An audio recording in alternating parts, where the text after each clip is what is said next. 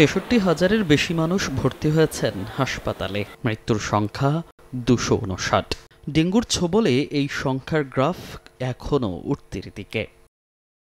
October পেরিয়ে গেলেই যেখানে ডেঙ্গু থেকে একটু স্বস্তির সম্ভাবনা মেলে, এবছর সেগুড়েও বালি। ক্যালেন্ডারের হিসাবে ডেঙ্গুর মৌসুম শেষ হলেও বাস্তবতা বলছে দিন দিন বাড়ছে এর ভয়াবহতা, যার বিস্তার ছড়িয়েছে দেশের ৬৩টি জেলায়। এখনও হাসপাতালে যে হারে ডেঙ্গু রোগী ভর্তি হচ্ছেন, তাতে চিকিৎসকরা বলছেন এ ধারাবাহিকতা চলতে পারে এবারের শীত মৌসুমেও। ডেঙ্গুর ধরন পরিবর্তন হয়েছে জানিয়ে চিকিৎসকরা বলছেন এখন আর মৌসুমি নেই এডিস, সচেতন থাকতে হবে সারা বছর। যেহেতু রোগীর সংখ্যা বাড়ছে এবং আসলে ডেঙ্গু প্রতিরোধের জন্য যে পরিমাণ পর্যাপ্ত ব্যবস্থা আসলে নেওয়া উচিত, আমার কাছে মনে হয় যে সেই ব্যবস্থাটা আসলে অপ্রতুল।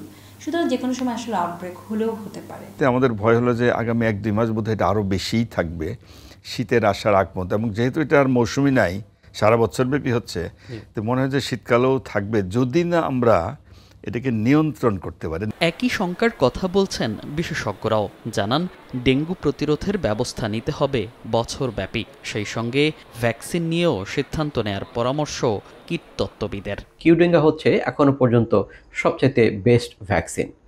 এই ভ্যাকসিনটি বাংলাদেশে প্রয়োগ করা যায় কিনা সেটি অনেক বড় সিদ্ধান্তের ব্যাপার। সকলকে মিলে একসাথে বসে তার অ্যাডভান্টেজ, ডিসঅ্যাডভান্টেজেস সব কিছু দেখে আমাদেরকে সিদ্ধান্ত নিতে হবে যে ভ্যাকসিন ডেঙ্গু নিয়ন্ত্রণে বাংলাদেশে প্রয়োগ করা যায় কিনা।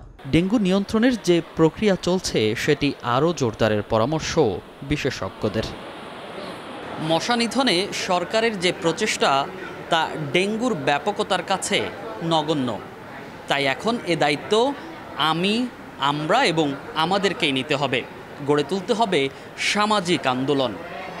সম্মিলিতভাবে টানা কয়েক বছর এই প্রচেষ্টা করলে এর ফল পাওয়া যেতে পারে বলে আশা করছেন বিশেষজ্ঞরা। মনির হোসাইন, সময় সংবাদ, ঢাকা।